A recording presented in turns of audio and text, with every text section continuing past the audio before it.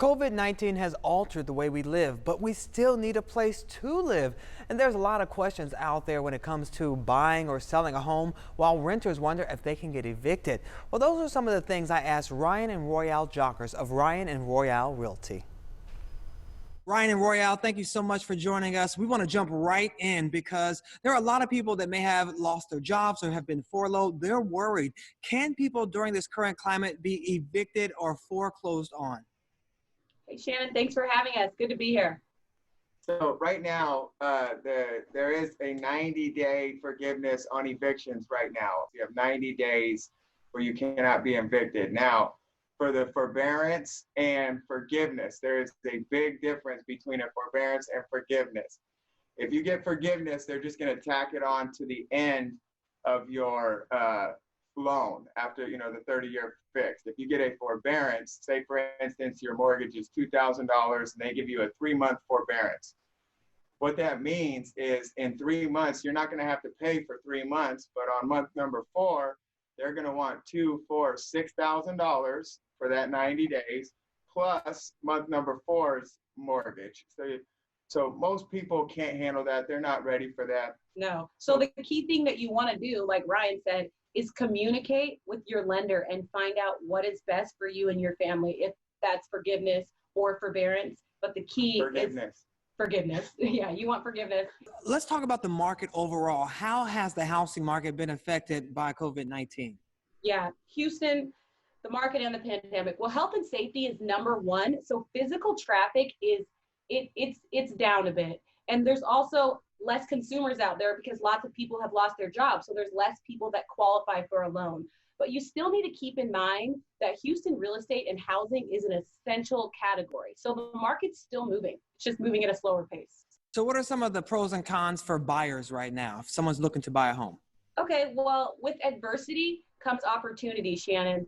It's a great time for buyers. Interest rates are at historic lows. We're talking the low 3s for government and conventional fixed loans. Also, sellers are more willing to negotiate when they get that offer because they're uncertain of when the next offer is going to come. So if you're in a position to buy, now is most certainly the time. Oh, okay. That's good news, especially with those low interest rates. But what about the person who is looking to sell? Can they still take advantage of this time? Yeah, right now we have less sellers. There's some people that are, hesitating to hit the market. So that's an advantage for those that do hit the market. But if someone is trying to get financing, how has that changed? Because we know it's low, but is it still easy to get financing, or are they going to have more red tape involved? So the financing window has changed. Interest rates are low, and it doesn't cost as much to get the money, but lenders are becoming more stringent on the requirements. For instance, it's changing just like all the updates on the pandemic. 3 weeks ago, you had to have a minimum credit score of 620 to qualify.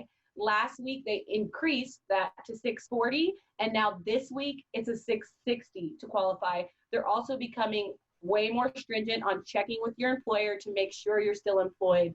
They're going to do a verbal verification of employment. On the day of closing, they will call your employer to get a verbal verification to make sure you are in fact still employed there.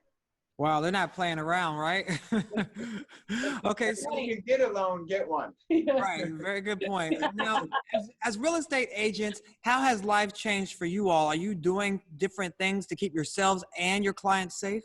Absolutely. So we've adjusted like everyone else as far as social distancing, wearing face masks and gloves while showing houses. But the real game changer for us right now has been investing in advanced 360 virtual tours for all of our listings.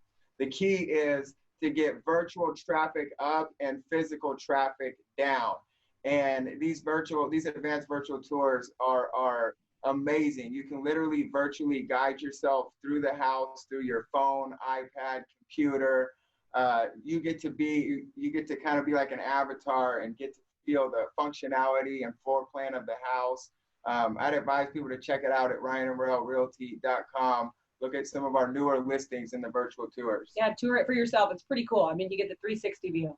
Yeah, I love those because it really makes it feel like you're walking through the house. You really get the feel of the layout of that. So thank you guys so much for this great advice, and continue selling houses out there. Thank you, Shannon. Absolutely. We're happy to help. Thanks for having us.